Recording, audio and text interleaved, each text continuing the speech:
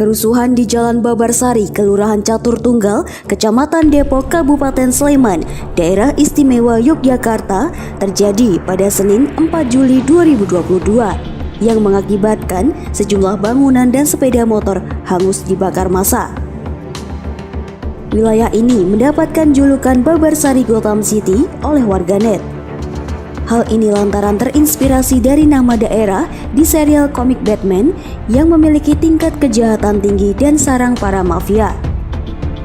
Lantas, mengapa kawasan Babarsari sering menjadi area konflik antar etnis? Menurut seorang dosen sosiologi Universitas Gadjah Mada, Muhammad Najib Aska mengatakan, kehadiran komunitas-komunitas pendatang di kawasan Babarsari sudah ada sekitar 30 tahunan. Saat itu, kawasan tersebut mulai berkembang pesat dan menjadi titik keramaian lain di Yogyakarta.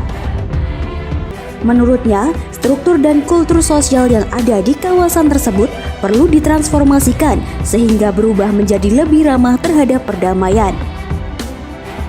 Tidak bisa bekerja, tidak bisa sekolah, dan tidak bisa menjadi selayaknya manusia. Itulah yang dialami Muslim Rohingya yang berasal dari negara bagian Arakan yang kini disebut Rakhine di Myanmar.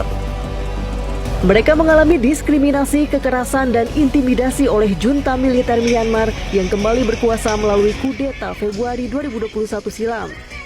Konflik itu tidak berarti permusuhan. Konflik itu tidak berarti perpecahan.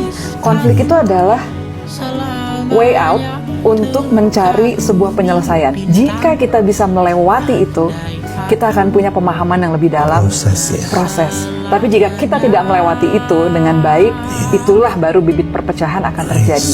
Tapi konfliknya sendiri, it's okay to have conflict. Dikatakan jadilah anak-anak dalam kejahatan. Artinya gini, anak kecil tuh polos, gak mikirin yang jahat, gak punya agenda.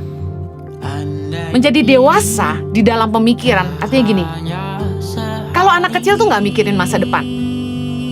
Anak kecil tuh kalau kita perhatikan, mereka cuma main, senang-senang, lapar, minta makan, haus, minta minum, ngantuk, mereka tidur. Kayaknya nggak mikirin masa depan, nggak punya tanggung jawab apa-apa, nggak punya beban.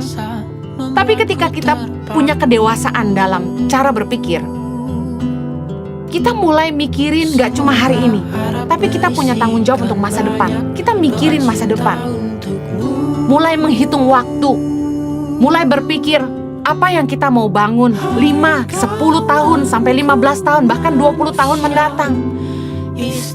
Mulai fokus membangun ke arah visi atau tujuan hidup kita. Kita punya target buat masa depan kita. Orang yang dewasa mulai sungguh-sungguh kerja keras untuk membangun hidupnya. Bedanya kanak-kanak sama dewasa, cara pikirnya berbeda. Gak cuma cari kesenangan hari ini aja, tapi mereka mulai mikirin masa depan mereka.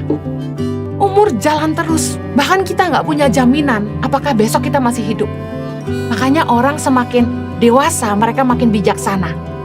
Saya nggak bilang makin tua makin bijaksana ya, makin dewasa makin bijaksana. Lebih dari 700 bahasa, 300 suku, beragam budaya dan agama,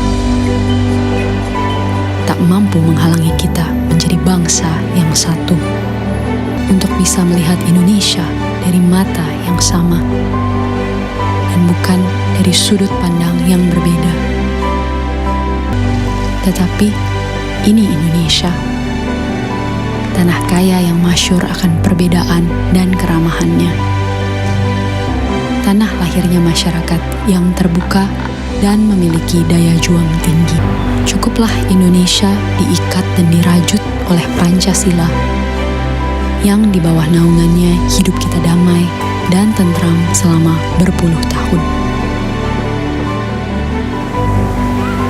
Mari beri Pancasila roh yang hidup, yang Bhinneka Tunggal Ika, yang walaupun berbeda, kita tetap satu, tetap Indonesia.